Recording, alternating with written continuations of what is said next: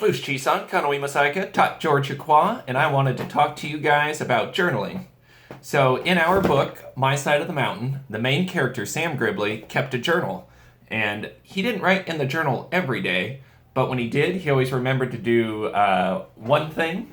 He always remembered to put the date at the top, so he'd remember when he'd done it. One interesting thing about Sam's journal was that he wrote it on birch bark. Since he was out in the mountains, he didn't have paper, or I forget what he used to do the writing with, but he was able to use birch bark because it would last a long time out in nature. Since we aren't in nature, but we're at home, we can use paper for our journal, but not everyone has lined paper ready at their house, so I thought we could look at some other things we could use for a journal. One of my favorite things is junk mail.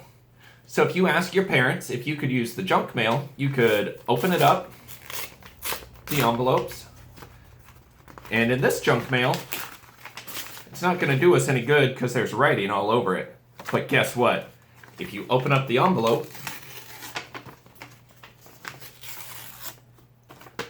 you have a whole page right here you could use for a journal entry.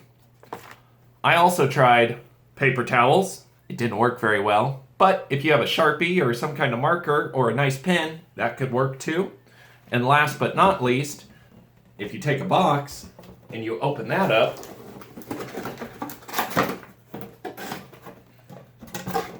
and some boxes are easier than others, huh, Lola?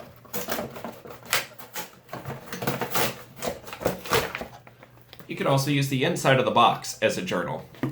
Just remember, if you do a journal with the loose leaf paper or the random papers, you might want to find a safe spot to keep it, like a bag or a box or something to make sure that you're putting them in the same place every time.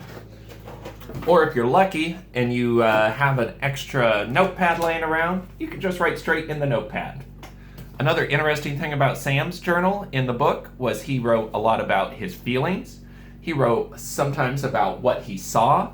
He wrote things about what he liked to do. He wrote about recipes he liked making, and he also drew a lot of pictures, if you remember that.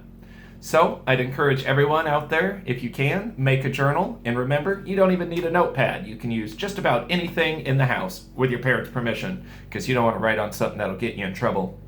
Alright guys, off to Pasalda, and if you end up making a journal, send me a picture of it. Maybe I'll get it posted on our channel. Hayamasi!